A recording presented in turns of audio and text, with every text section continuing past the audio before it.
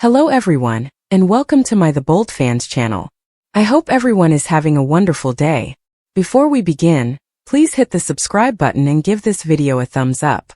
Will had always been the grounded one, the son of Bill Spencer, a man whose outsized personality cast a vast shadow. Growing up in the wealthy environment of the Spencer dynasty, Will had learned to negotiate the maelstrom of wealth and power with a calm strength. He was not like his father, whose brazen confidence sometimes bordered on arrogance. Will was analytical, intellectual, and exuded a gentle intensity that attracted others to him. Luna, with her radiant smile and enigmatic aura, had been one of those people. Their connection began like a spark in a dry forest, unexpected, fierce, and impossible to ignore. Luna worked for Forrester Creations, a fashion company that was both a competitor and a collaborator of the Spencer family's media conglomerate. She was a designer, and her sketches were full of bold lines and bright colors that spoke of a soul free to dream. Will had met her at a charity banquet, where their gazes locked across the crowded room. She was standing in front of a showcase of her latest designs, her dark hair cascading over her shoulders, and her eyes were so deep that Will wanted to know everything about her. Their bond was immediate. Late-night discussions led into early morning admissions, and they became inseparable. But Luna carried a weight, a secret she guarded with tenacity, which both captivated and frustrated Will. He could sense it in the way she withdrew at times, her laughter dissolving into a distant glance. He did not push her, however. He loved her too much to pry, knowing she'd share when she was ready. The announcement of her pregnancy came as a thunderclap. They were sitting in her modest apartment, the city lights shining through the window and putting a warm glow on her face. She had been quiet the entire evening, her fingers nervously twisting the hem of a throw blanket. When she finally spoke, her voice hardly rose above a whisper. "Will, I'm pregnant."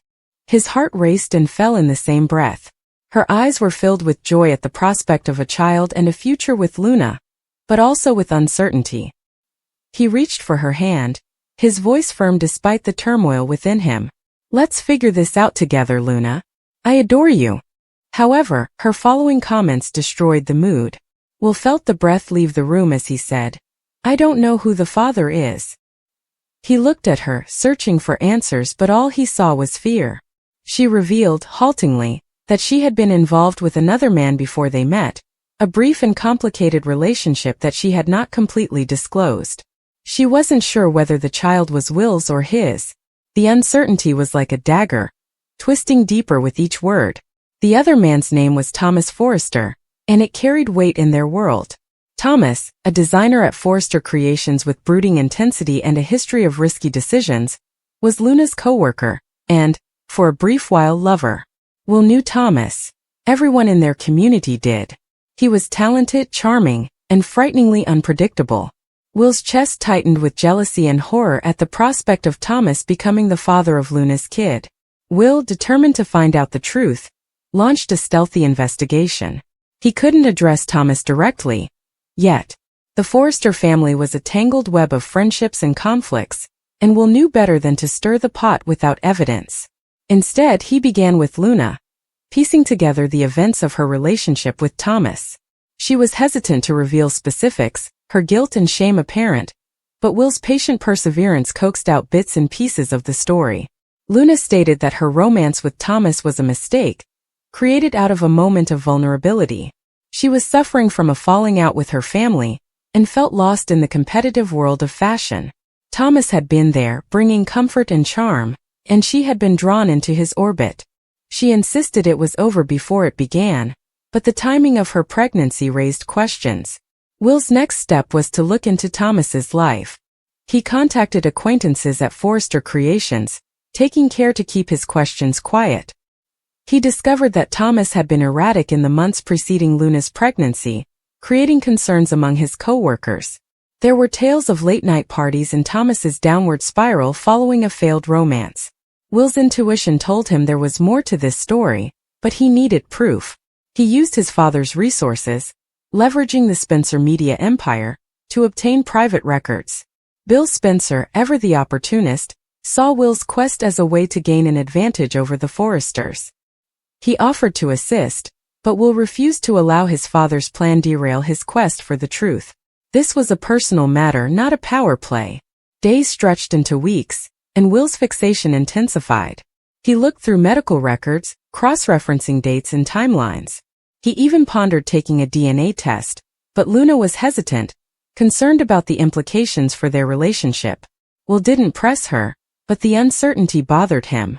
Every time he looked at Luna, he saw the potential future they could have. A family, a life together, but also Thomas's shadow threatening to take what Will valued.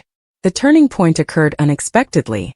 Will received an anonymous tip in the form of a cryptic message slid under his office door at Spencer Publications.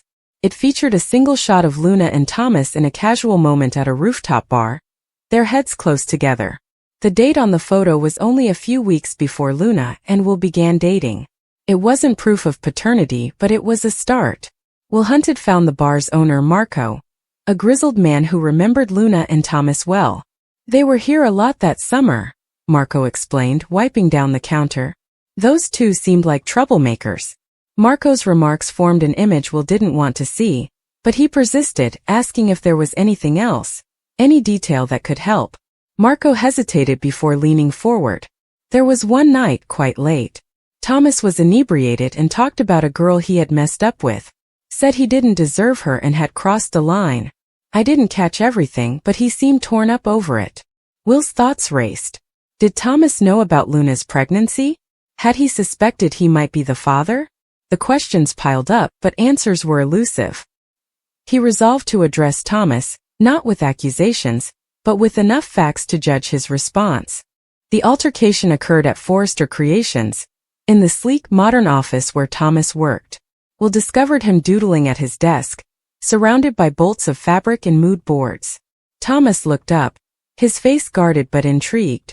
I'm Will Spencer. What do I owe the visit? Will did not squander time. Luna is pregnant. And you could be the father. The words hung in the air, weighty and piercing. Thomas's face paled, and his pencil remained still on the paper. Will believed he saw a glimmer of guilt in Thomas's gaze. Then the designer's features hardened. I last saw Luna months ago. If she's pregnant, it's not mine, Will said, explaining the date, the photo, and Marco's whispers. Thomas's demeanor crumbled, allowing Will to see the truth. Thomas didn't know for certain, but he suspected. The admittance arrived unwillingly. I cared about Luna, Thomas explained, but I was not suitable for her. I let her down and walked away. If she's pregnant, I hope it's with you, Will. She deserves better than me. The words should have made Will feel better, but instead they exacerbated his sadness. He could see the anguish in Thomas's eyes, the regret of a man who had lost something valuable. It echoed Will's own fear of losing Luna and the dream they had created together. He left Thomas's office with no clear answers and a heavier heart. Will returned to Luna's apartment and found her waiting, her eyes red from sobbing. She had heard about his altercation with Thomas. News spread quickly in their interwoven world. I'm so sorry, Will, she said. I should have told you everything from the start. Will grasped her hands in his voice calm but forceful. We cannot change the past, Luna, but we can confront the future together. Whatever the reality, I love you. I want to be there for you and this child no matter what. Luna's tears dropped as she nodded and clung to him. They chose to proceed with a DNA test, not out of doubt, but to put an end to the concerns that plagued them. The results would take time, but Will felt a weird comfort with his decision. Whatever the truth might be, it would set them free. Weeks later, the results arrived. Will sat next to Luna as they opened the letter, their hands quivering. The child was his. Relief flowed through him, although it was tempered by the adventure they had taken. Luna's relationship with Thomas, with all of its secrets and uncertainties, had put their love to the test, but it had also strengthened it. As they sat together, preparing for their child's future, Will recognized that the truth was more than just biology. It was about the decisions they made, the trust they established, and the love that got them through the dark. Luna's unborn child represented their tenacity, a tribute to a love that could withstand any storm. Will realized that their story was not over. The bold and the beautiful was a world of never-ending twists, but he and Luna had discovered something genuine amidst the chaos. A love that would last no matter what mysteries lie buried in the past. Why isn't Will disgusted with Luna? That is because Will Spencer does not appear to be as disgusted as he should be by the fact that Luna Nozawa is alive. Not only that, but she sexually abused him. Will, on the other hand, felt at ease enough to attempt to locate his attacker in the area where she resides. Not only that, but when he discovered Luna was the one who had attacked him the night he got drunk, he felt more at ease staying. Many individuals have questioned why he isn't more afraid and horrified by Luna. She almost ruined his life. Of course, B&B fans had a lot to say about the situation on social media. Some fans even wrote, saying Luna took advantage of Will kind of minimizes what she did. I had hoped he would have expressed his anger with her more loudly, even not allowing her to touch him. What happens next for Will? Another show critic remarked, I completely understood Will's reluctance to mention the R word. But I'm surprised that Katie is not. She understands what Brooke went through with Andy. It's not okay, but she isn't going to win Mother of the Year. There was also this comment. Katie was not being a good mother when she advised to let it go. She should have said, Son, you were raped. We're going to the hospital to get you tested, and we'll call that wonderful Chief Baker to help us find the perpetrator. With that said, B&B fans will have to tune in every day to see what happens next. Stay tuned for more. The Bold and the Beautiful airs weekdays on CBS. Check the local listings for times. Will always assumed he understood how quietly people fell apart. He'd seen his mother fold laundry with shaking hands after his father departed, friends fall silent over long winters, and a grandfather gradually forget more than he recalled. But he wasn't prepared for Luna. Luna's breakdown was not quiet, discreet, or slow. It came in bursts of sorrow, reckless decisions, and words so harsh that they seemed to rip blood from the air. Will stayed for reasons he couldn't entirely understand. When people asked him why, murmured that Luna had become unbearable, and shook their heads at the havoc she carried like a storm on her back, he couldn't find the words to explain himself.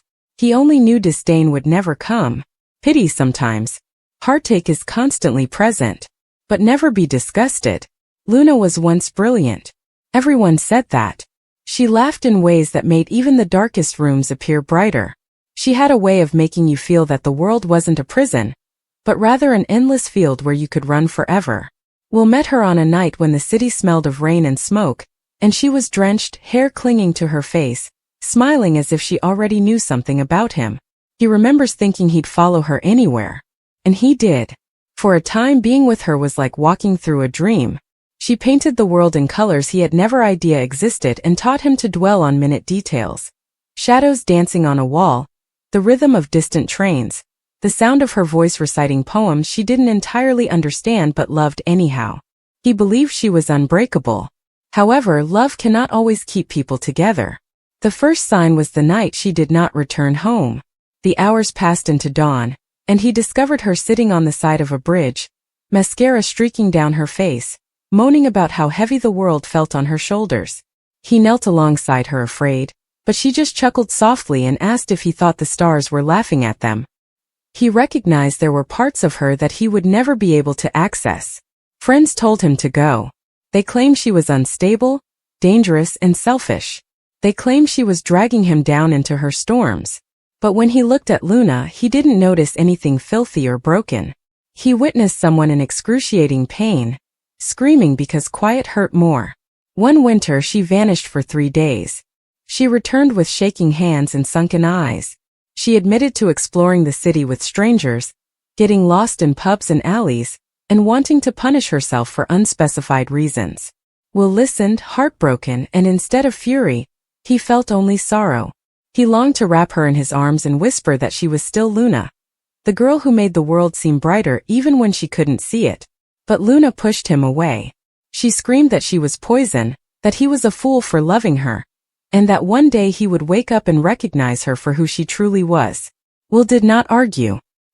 He let her to rant, curse him, and claw at the air as if she were trying to break herself apart.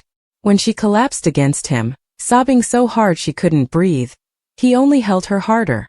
People mistakenly interpreted his tolerance as weakness. They said he had no pride and no bounds. But what they didn't realize was that revulsion stems from judgment, from thinking someone is beneath you.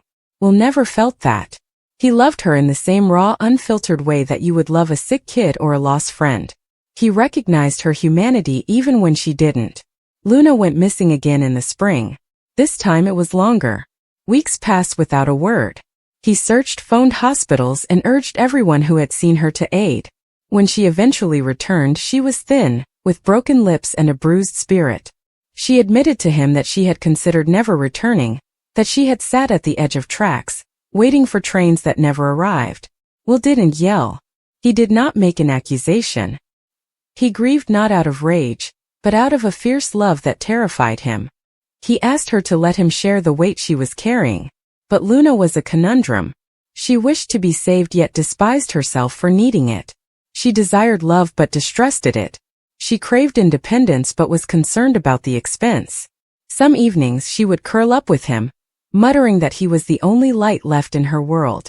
Other nights she'd disappear into the darkness, leaving him to stare at the door until morning. Will's pals drifted apart. They said he chose his jail and his misery. They didn't realize that for Will, Luna was a pledge rather than a jail. He remembered the way she gazed at him beneath a starry sky, the warmth in her eyes before she was taken by the storms. He couldn't forget that memory. He couldn't leave her. Luna revealed a secret on a late fall evening. She claimed she felt haunted, that her upbringing was full of shadows she never talked about, and that she carried shame like a second skin. She told him things she'd never told anyone else. About the nights she locked herself in restrooms to avoid being heard. About the loneliness that gnawed at her even in crowded rooms, and about how she thought she was born to ruin everyone she loved. Will held her hand through each word. He did not flinch or retreat. And when she asked if he hated her anymore, he responded no. He claimed he loved her more because he saw her completely. But love isn't always enough to keep people alive. He could feel it the night she didn't come home. Something inside him broke like glass. When the police arrived, told him they had discovered her, put her stuff in a little box, and looked at him with sympathy, he felt the earth shift on its axis. He did not yell. He did not collapse. He merely sat there, motionless, clutching the scarf she wore the last time he saw her. At the funeral, people whispered. Some claimed she had been selfish. Some claimed she had been broken. Some argue that Will should have left her long ago. But he stood there quietly, staring at the casket as if it were a door he wished he could unlock.